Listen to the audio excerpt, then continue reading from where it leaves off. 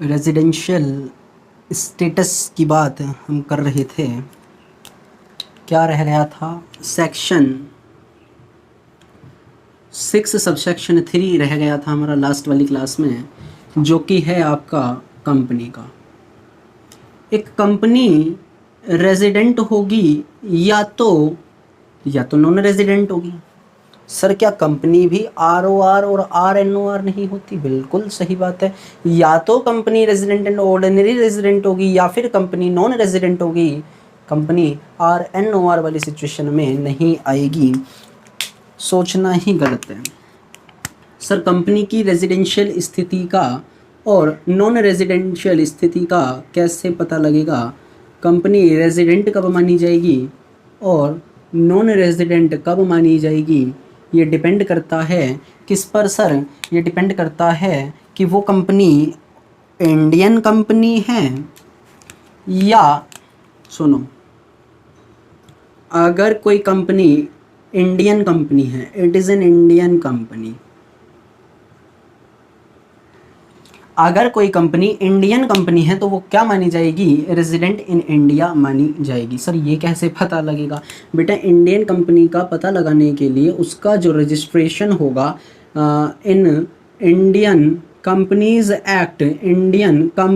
Act में हुआ होगा। सर कौन से कंपनीज एक्ट में? तुम इतना डीप मत पूछा करो सर, हम कहाँ पूछ रहे हैं। सुनो ना, 1956 या लेटेस्ट है 2013, या तो कंपनी की अधिनियम भारतीय कंपनी अधिनियम 1956 या कंपनीज एक्ट 2013। पहले वाला हिंदी में, दूसरा वाला इंग्लिश में था, दोनों समझ जाना। हालांकि 1956 से भी पहले कंपनीज एक्ट आया था, हमें इतना डीप में नहीं पढ़ना है। 1956 में या तो कंपनी रजिस्ट्रेशन लिया हुआ हो या भारतीय अधिनियम 2013 के अकॉर्डिंग उसने रजिस्ट्रेशन लिया हुआ हो, तो क्या मानते हैं उस कंपनी को हम? It is an Indian company मानते हैं कि वो कंपनी इंडियन कंपनी। और कोई कंपनी अगर इंडियन कंपनी है तो वो क्या मानी जाएगी? रेजिडेंट मानी जाएगी। कहाँ पर? इंडिया में। ठीक है, इसे हम रजिस्टर्ड बोल सकते हैं या इनकॉर्पोरेटेड बोल सकते हैं। अगर बात समझना, अगर कोई कंपनी इंडियन कंपनी नहीं है तो वो क्या होगी? फिर फॉरेन कंपनी। लेकिन फॉरेन कंपनी है, इस बात से कोई मैटर नहीं करता कि वो रेजिडेंट नहीं हो सकती। बात सुनना ध्यान से। लेकिन सर उसका पता कैसे चलेगा कि अगर कोई फॉरेन कंपनी है तो वो भी रेजिडेंट है इंडिया में? हाँ हो सकती है। कैसे?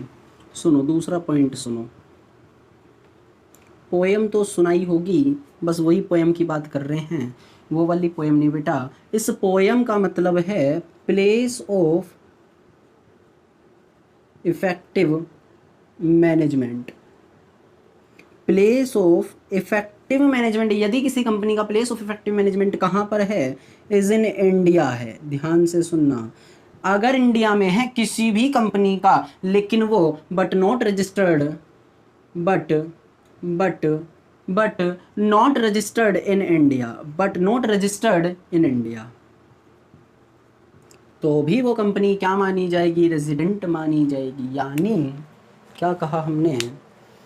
या तो वो इंडियन कंपनी हो तो वो रेजिडेंट है ही, छोड़ दो, सारी बातों को किनारे कर दो, बात ही खत्म हो गई। लेकिन वो इंडियन कंपनी नहीं है, लेकिन उस कंपनी का प्लेस ऑफ इफेक्टिव मैनेजमेंट यानी कि POEM कहाँ पर है? इंडिया में है, but not registered in India है, तो भी वो कंपनी क्या मानी जाएगी? रेजिडेंट मानी जाएगी। लेकिन अगर इन दोनों केसेस में से कोई भी एक केस नहीं है तो फिर वो क्या मानी जाएगी?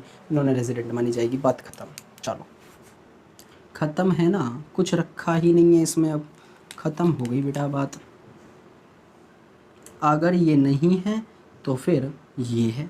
ठीक है, नॉन रेजिडेंट माना जाता है। बस दो ही तरीके की कंपनी आपके समक्ष आ सकती हैं आपके सामने, या तो इंडियन कंपनी आएगी तो वो तो रजिस्टर्ड है ही, रजिस्टर्ड है तो वो क्या है? रेजिडेंट भी है।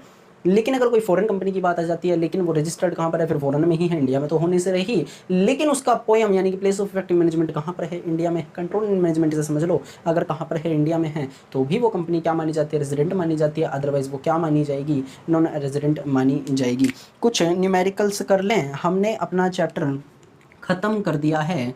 फटाफट से कॉपी करें, स्क्रीनशॉट लें, हमने अपना चैप्टर ख़त्म कर दिया है। हमें करने हैं कुछ न्यूमेरिकल्स अभी इसी क्लास में, ताकि हम इन्हें बेटर समझ पाएँ। न्यूमेरिकल्स करते हैं कुछ। आपके पास बुक है तो बहुत अच्छी बात है, हम यूज़ कर रहे हैं HC मेहरोत्रा की book. Current year assessment year है उसका 2020 और 21। अगर नहीं भी है बुक तो कोई बात नहीं, आप लोग मुझे व्हाट्सअप नंबर पर बातचीत कर सकते हैं। आप मुझसे कह दीजिए सर हमें क्वेश्चन भेज दीजिए, आपको क्वेश्चन मिल जाएगा। इवन आपको अगर किसी प्रकार के नोट्स भी चाहिए तो आपको नोट्स भी मिल जाएंगे। यही वाले नोट्स मिलने वाले हैं जहाँ से मैं करा रहा हूँ, कोई इसमें और अलग से कुछ आएगा नहीं, ध्यान रखना। हाँ लेकिन अगर तुम्हें कोई लैंग्वेज समझ में ना आए तो आप कमेंट करके बातचीत कर सकते हैं, या आपको ज़्यादा क्वेश्चन करने हो प्रैक्टिस के लिए तो आप मुझसे क्वेश्चन भी ले सकते हैं। चलिए स्क्रीन पर आपकी एक क्वेश्चन आ ही जाएगा। रेजिडेंशियल स्टेटस में बात करते हैं लॉन्ग न्यूमेरिकल क्वेश्चंस की, डायरेक्टली इंडिविजुअल वाले पार्ट की। क्वेश्चन नंबर 1 कह रहा है ascertain the residential status of the assessee in the following cases for the assessment year 2020-21, यानी कि असेसमेंट ईयर 2021 के लिए आपको असर्टेन करनी है रेजिडेंशियल स्टेटस का। किसके स्टेटस की बात हो रही है? असेसी के स्टेटस की बात हो रही है। फॉलोइंग केसेस में केस इन्होंने दो दिए हुए हैं, ए और बी करके। पहला केस है Ajay is a citizen of India. Ajay कौन है? सिटीजन है इंडिया के। पहले क्वेश्चन समझ लेंगे। कोई अजय है जो कि कौन है भाई? सिटीजन है ऑफ इंडिया। एक बात बताओ, क्या सिटीजनशिप मैटर करती है? नहीं करती। सिटीजन तुम कहीं के भी हो, तुम कहीं के भी हो, तुम पाकिस्तान के हो हमें कोई मतलब नहीं है, आगे बढ़ो। तुम इंडिया के हो हमें कोई मतलब नहीं, यानी कि citizenship is not, citizenship doesn't matter, sorry. He left for Iran on 18 अप्रैल 2019। उसने 18 अप्रैल 2019 को भारत छोड़ दिया। कहाँ के लिए? ईरान के लिए। सुनना, left for Iran to on 18 April और 2000 क्या है ये भाई? 2019 है। और कह रहे हैं and could not return to India till the end of the financial year 2019-20। और अभी तक भी वो क्या नहीं हुआ है? भारत में वापस नहीं आ पाया है। आपको इसकी रेजिडेंशियल की स्टेटसशिप बतानी है, यानी कि ये ROR है, ये RNOR है, या ये NR है। इन तीनों में से ये कौन है ये बताना है हमें। अब फटाफट से बेसिक कंडीशन से याद कर लें। बेसिक कंडीशन में फर्स्ट कंडीशन थी 182 दिन भारत में रहा होना चाहिए। देखो ये 82 दिन रहा है क्या? ये 182 दिन रहा है क्या? नहीं। हमारा 2019-20 जो हमारा प्रीवियस ईयर है, असेसमेंट ईयर कौन सा है सर? 2020 और 21। याद आ रहे हैं वो दिन जब सेक्शन 3 पढ़ाया था? इसलिए पढ़ाया था, सारी चीज़ें सीक्वेंस में अच्छी लगती हैं। असेसमेंट ईयर 20-21 और प्रीवियस ईयर 19-20। 19-20 प्रीवियस ईयर कब से कब तक लगेगा? 1 अप्रैल 2019 से 31 मार्च 2020 तक लगेगा सर। उसने कहाँ? यहाँ मान लेते हैं ये कब थी? 18 अप्रैल को उसने क्या कर दिया? ईरान के लिए उड़ान भर दी, यानी कि वो छोड़ करके चला गया किसको? इंडिया को। ठीक है ना, इंडिया से चला गया वो। कब? ईरान में। देखो कब चला गया, सॉरी 18 अप्रैल को। 18 अप्रैल से ये वाला जो टाइम पीरियड है वो गायब रहा और यहाँ तक भी वो नहीं आया। तो ये तो कुल कितने दिन बैठते हैं? 18 डेज बैठते हैं। देखो ना, पिछले 18 दिन ही रहा वो, पिछले साल में 18 दिन ही रहा। तो बेसिक कंडीशन 1 जो है वो तो हमारी क्लियर नहीं हो पाती है। बेसिक कंडीशन दूसरी क्या कहती है हमारी? कि आप पिछले साल में कितने दिन भारत में रहे हों? 60 दिन। क्या वो रहा है पिछले दिन? 60 दिन भारत में नहीं रहा। उसके बाद देखोगे ना, वो तो 4 प्रीवियस ईयर्स में 182 365 दिन नहीं ना, वो तो बाद का मैटर है। पहले 60 दिन तो रहा हो भारत में, वो 60 दिन भी नहीं रहा। अगर दोनों कंडीशन क्लियर नहीं हो पाती हैं तो उसे क्या माना जाएगा? नॉन रेजिडेंट माना जाएगा। यानी कि इस क्वेश्चन में आंसर आपका आएगा कि अजय कौन है? प्रीवियस ईयर 1920 के लिए नॉन रेजिडेंट है। ठीक है, फटाफट से आप इसे नोट करें। एक केस इसमें और है, उसे भी कराते हैं बी को। केस नंबर बी, कोई गौतम हैं जिन्होंने लेफ्ट करा फॉर द USA यानी कि United state of America, America के लिए on 10 March 2017 after having lived in India for 20 years. ओहो, 20 सालों से वो भारत में रह रहे थे, लेकिन उन्होंने 10 मार्च, सुनना ध्यान से, 10 मार्च 2017 को भारत छोड़ दिया। कहाँ चले गए वो? USA के लिए उन्होंने उड़ान भर ली, वो चले गए USA। और कह रहे हैं ही रिटर्न टू इंडिया ऑन 10 सितंबर 2019। 10 सितंबर 2019 को वो क्या हुआ बेटा? वापस आया, रिटर्न हो गए वो, रिटर्न टू इंडिया। ठीक है, मैंने एरो लगा रखे हैं, आप इससे समझ सकते हो। लेकिन कितने साल रहा वो भारत में? 20 साल वो भारत में रहा है। आफ्टर 20 ईयर्स, आफ्टर 20 ईयर्स वो कहाँ चला गया? USA चला गया, अमेरिका में। 20 साल रहने के बाद अमेरिका चला गया। सन 2017 में आया। कब? 10 सितंबर को 2019 में भारत आया। बताओ वो क्या माना जाएगा? सुनो ना, प्रीवियस ईयर में 182 दिन रहा है क्या? ये देख लो, बस बेसिक कंडीशन में से पता लग जाएगा। 10 सितंबर से प्रीवियस ईयर कौन सा लगेगा सर? बेटा 1920 लगेगा। कब से कब तक होता है? 1 अप्रैल 19 से लेकर 31 मार्च 2020 तक माना जाएगा। वो 10 सितंबर की बात कर रहे हैं, करीब यहाँ मान लेते हैं 10 सितंबर से। तो 10 सितंबर से अगर मैं बात करूं तो कम से कम 21 दिन, सितंबर अक्टूबर, सितंबर 30 का होता है, तो 20 डेज वो भारत में रहा सितंबर में, ठीक है। उसके बाद में अक्टूबर, नवंबर, दिसंबर, जनवरी, फरवरी और मार्च। देखो ना, अक्टूबर में भी रहा, नवंबर, दिसंबर, जनवरी, फरवरी, मार्च, इन 6 महीनों में तो वो कहाँ पर रहा है, वो भारत में ही रहा है। पक्की बात है, क्योंकि वो वापस कब आ गया था, रिटर्न टू इंडिया हो गया, भारत आ गया था वापस कब, 10 सितंबर 2019 को। तो उसके बाद में वो भारत में ही रहा है, उसके आगे कोई इन्फॉर्मेशन गिवन नहीं है। तो देखो ना, 6 मंथ तो वो भारत में रहा ही है। अगर मैं एवरेज ले लूँ तो 30 डेज के बेसिस पे 6 month multiply by multiply by 30 कितना आएगा, 180। और 20 डेज सितंबर वाले वो भी यहीं रहे थे, वो कितना अप्रोक्स 200 डेज तो वो रहा है।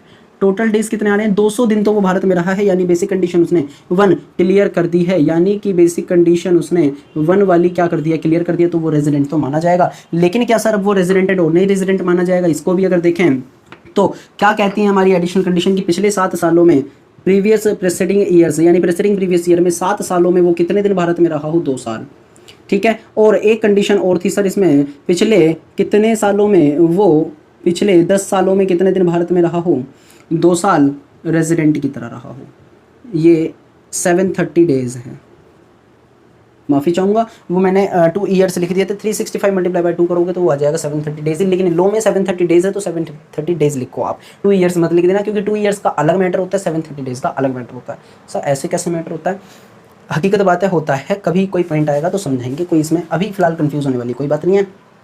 प्रेसिडिंग प्रीवियस ईयर में 7 सालों में से 730 दिन अगर वो भारत में रहा होगा तो पिछले 10 दिन में तो वो 2 साल रहा ही होगा। तो अगर हमने कंडीशन नंबर 1 क्लियर कर दी तो 2 भी क्लियर हो जाएगी, लेकिन मैं एडिशनल कंडीशन में दोनों कंडीशन क्लियर करनी होती है तो कर सकते हैं। देखो ना, 2017 से पहले तो वो भारत में ही रहता था। 19-20 के लिए पिछले 7 साल कौन से लगेंगे, 18, 19, 17, 18, 16, 17, 15, 16, 14, 15 और 13, 14 तक भी लगेंगे, ठीक है ना। तो ये पिछले 7 सालों में 730 दिन तो रहा है भारत में, क्लियर है। और पिछले 10 सालों में तो 2 साल रहा ही होगा, यानी कि ये क्या माना जाएगा, ROR माना जाएगा। ये जो बंदा है कौन था, गौतम, कहाँ लिखूँ, यहाँ लिख देते हैं, ये ROR माना जाएगा, रेजिडेंट एंड ऑर्डिनरी रेजिडेंट माना जाएगा। इंडिविजुअल की जो सिचुएशन है बेटा खत्म हो गई होंगी, आपको समझ में आ गई होंगी, फटाफट से कॉपी करें, स्क्रीनशॉट लें। हम आज एक पॉइंट और देखेंगे, एक नहीं अभी 2 पॉइंट और देखेंगे, HF का भी देखेंगे और कंपनी का भी देखेंगे, आज ही खत्म कर डालते हैं। नेक्स्ट लेक्चर में हमें पढ़ना है scope of total income, section 5 पढ़ना। क्या कह रहा है क्वेश्चन नंबर, कहाँ पहुँच गए हम, 9 पे पहुँच गए हैं, क्योंकि 8 तक इन्होंने इंडिविजुअल के बारे में ही क्वेश्चंस दे रखे हैं। आप लोगों के पास बुक हो तो कर लेना, अदरवाइज मुझसे ले लेना, नोट्स में आपको व्हाट्सएप पे मिल जाएंगे, कोई दिक्कत इसमें नहीं है। चलिए HF की बात कर रहे हैं। क्वेश्चन नंबर 9 में, राम इज अ कर्ता of A Hindu undivided family. एक HF फैमिली है, हिंदू अनडिवाइडेड फैमिली है, उसके जो कर्ता है वो राम है। राम के बारे में बात हो रही है। He went outside India on 1 मई 2019। वो क्या हो गया, वो भारत के बाहर गए 1 मई 2019 को। ही कम बैक ऑन 10 फरवरी 2020। वो 10 फरवरी 2020 को भारत वापस आए। ही कम बैक ऑन 10 फरवरी 2020। इन हिज अब्सेंस, उसकी अब्सेंस में, उसकी अनुपस्थिति में, the business of the family was controlled by his brother. ठीक है, उसका जो बिजनेस था उसके भाई के द्वारा संभाला गया था। The family has a business in India as well as in China. Family का जो बिजनेस है इंडिया में भी है, कहाँ पर, चाइना में भी है, ठीक है, तो वो आते जाते रहते होंगे। And determine the residential status of HF for the assessment year 2020 और 21। ओ बस खत्म। इन्होंने बोला है कि HF फैमिली का, इस वाली फॉर्म का आप क्या कर दीजिए, रेजिडेंशियल स्टेटस बता दीजिए। क्या मैटर करता था HF के केस में, ध्यान करो, HF के केस में मैटर करता था कि उसका जो कंट्रोल एंड मैनेजमेंट है अगर हुली और पार्टली होगा कहाँ, इंडिया में। सुनना बात ध्यान से, क्वेश्चन नंबर 9 और HF की हम बात कर रहे हैं, जो न्यूमेरिकल्स कर रहे हैं उनका बता रहे हैं। वो भारत में एक तरीके से हिंदू अनडिवाइडेड फैमिली है तो वो भारत में ही होगी, यानी कि ऑर्डिनरी रेजिडेंट आएगा मेरे हिसाब से। तो सर कैसे कह दिया एकदम से, देखो ना इसमें बचा ही क्या है, राम करता है। राम कौन है, करता है किसके, of HF, Hindu undivided family के। अब हिंदू अनडिवाइडेड फैमिली है तो वो क्या हो जाएगी, रेजिडेंट हो जाएगी भारत में, क्योंकि उसने, वो कह रहे हैं वो भारत के बाहर गया और वापस आया 10 फरवरी 2020 को। उसकी अब्सेंस में कहाँ संभालता है वो बिजनेस, कौन संभालता है, ब्रदर संभालता है। और उसका जो फैमिली का बिजनेस है वो इंडिया में भी है और चाइना में भी है। अब अगर कंट्रोल एंड मैनेजमेंट कहाँ से संभाला जा रहा है, इंडिया से संभाला जा रहा है, तो वो क्या मानी जाएगी फिर फर्म, आपकी रेजिडेंट मानी जाएगी। रेजिडेंट के बाद में सर ROR है या RNOR है, ये डिपेंड करता है किस पर। मैंने आपको बताया था कि ये डिपेंड करता है उसके कर्ता पर, तो कर्ता को देखना होगा। यानी कि अब सारी की सारी मैटर जो होगा, सारी की सारा माजरा जो होगा वो आ जाएगा राम पर। राम ने क्या करा था, राम भाग गया था डर करके 1 मई 2019 को। देखो ना, 1 मई 2019 को वो भारत से चला गया आउटसाइड इंडिया। मैं लेफ्ट लिख रहा हूँ बस, ठीक है। और सेकंड, वो वापस आया कब, वापस आया कब, 10 फरवरी 2020 में, ठीक है। वो वापस आया और रिटर्न हो गया, रिटर्न टू इंडिया। एक बात बताओ, ROR बनने के लिए क्या करना होगा और RONOR के लिए क्या करना होगा? बेसिक कंडीशन तो होती ही नहीं है। बेसिक कंडीशन तो रेजिडेंट और नॉन रेजिडेंट के लिए होती हैं। एडिशनल कंडीशन क्लियर करनी पड़ेंगी। एडिशनल कंडीशन क्या कहती हैं कि पिछले 7 सालों में वो कहाँ पर रहा हो, भारत में ही रहा हो। पिछले 7 सालों में वो कहाँ पर रहा हो, भारत में रहा हो। कितने दिन, 730 दिन। अब एक बात बताओ, उससे पहले का तो तुम्हारे पास डाटा है ही नहीं। राम की हम बात कर रहे थे। पिछले साल में उसने बोला है कि 1 मई 2019 को वो भारत छोड़ करके चला गया जी। तो राम का स्टेटस क्या है? राम का स्टेटस ये है कि वो करता है किसका, HUF फर्म का। HUF फर्म को हमने रेजिडेंट माना, क्यों माना? क्योंकि उसका बिजनेस कहाँ पर है, इंडिया में। कंट्रोल एंड मैनेजमेंट कहाँ से, वो उसका हैंडल हो रहा है इंडिया से। राम तो सिंपली कहाँ का बंदा हो गया, फिर इंडिया का हो गया ना। उससे पहले का हमें कोई डाटा दिया हुआ नहीं है, बट ऑब्वियस है कि वो क्या माना जाएगा, ROR माना जाएगा। अगर राम आपका ROR माना जाएगा तो HUF फर्म भी आपकी ROR मानी जाएगी। इसलिए इसका जो आंसर आ जाएगा वो आ जाएगा आपका ऑर्डिनरीली रेजिडेंट। आंसर आ जाएगा आपका ऑर्डिनरीली रेजिडेंट, ठीक है। चलो एक क्वेश्चन करना है कंपनी के ऊपर, कंपनी से रिलेटेड देख लेंगे जरा। कंपनी को रेजिडेंट माने या नॉट ऑर्डिनरी रेजिडेंट मानेंगे, कैसे करेंगे उसे देखेंगे फटाफट से। क्वेश्चन नंबर 10 की बात करेंगे और कंपनी की बात करेंगे इस बार हम।